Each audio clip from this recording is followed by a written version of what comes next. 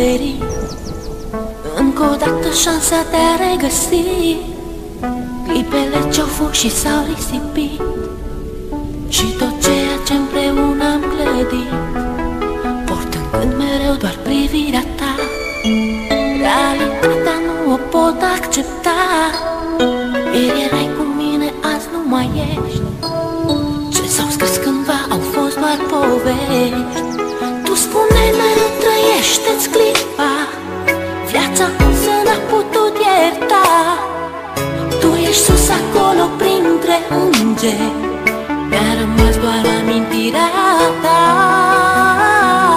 Vei rămâne în gândul meu, la bine și la greu.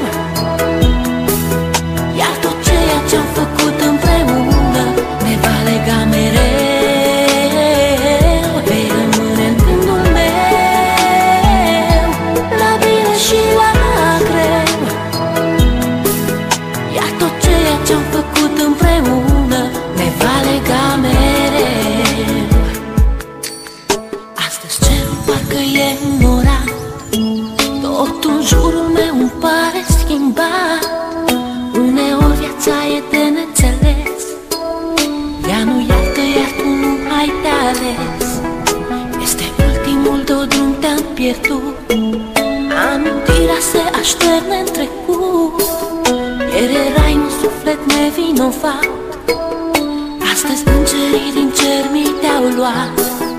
Parcă ieri trăiam speranțe și vise, parcă ieri aveam tot ce ne-am dorit. Tu spuneai că viața merge înainte, mă întreb oare chiar s-a sfârșit. Vei rămâne în gândul meu, la bine și la greu. Iar tot ceea ce-am făcut împreună ne va lega mereu. Vei rămâne în gândul meu, la bine și la greu. Iar tot ceea ce-am făcut împreună ne va lega mereu. Știu că mă auzi. Este poate ultima oară când te privesc în ochi, ultima oară când îți văd chipul, ultima oară când îți vorbesc. Lacrimile nu-ți pot șterge amintirea. Ai ales un drum pe care nu există suferință, nici durere. Mi-e greu să accept, însă, independent de noi, viața merge înainte. Parcă ieri trăiam speranțe și vise, parcă ieri aveam tot ce ne-am dorit.